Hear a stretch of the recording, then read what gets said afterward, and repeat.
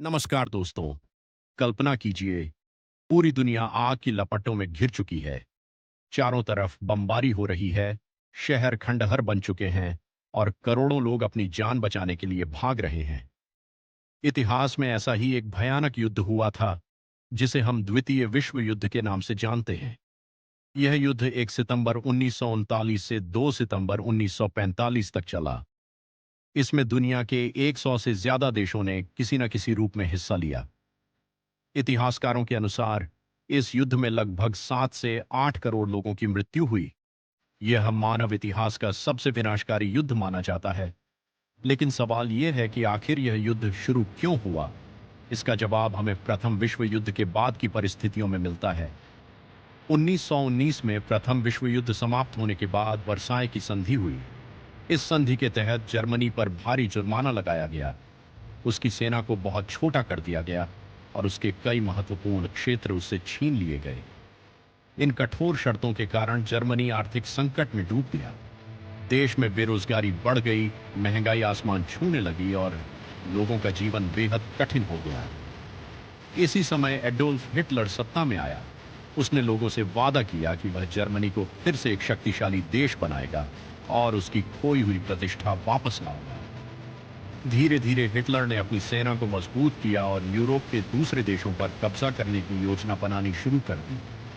लेकिन दुनिया को अभी अंदाजा भी नहीं था कि यह फैसला इतिहास के सबसे बड़े युद्ध की शुरुआत बनने वाला है। भाग 2, युद्ध की शुरुआत। 1 सितंबर 1939 की सुबह जर्मनी ने अचानक पोलैंड पर हमला कर दिया।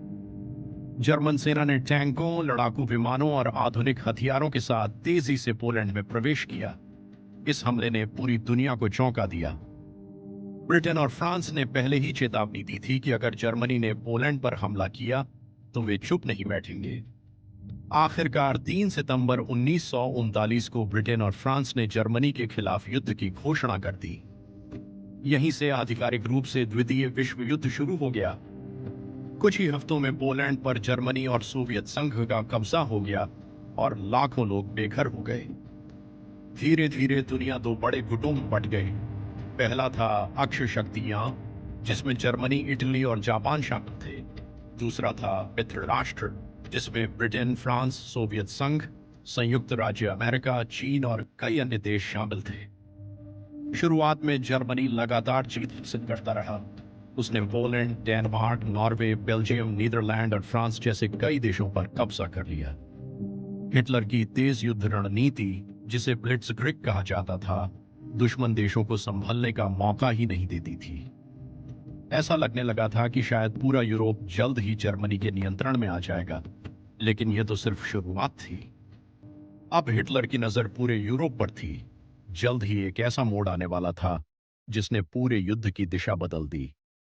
अगर आपको यह वीडियो पसंद आया हो तो इसे लाइक करें और हमारे चैनल को फॉलो करना न भूलें। अगर आप द्वितीय विश्व युद्ध का अगला भाग देखना चाहते हैं तो कमेंट में जरूर बताइए। धन्यवाद।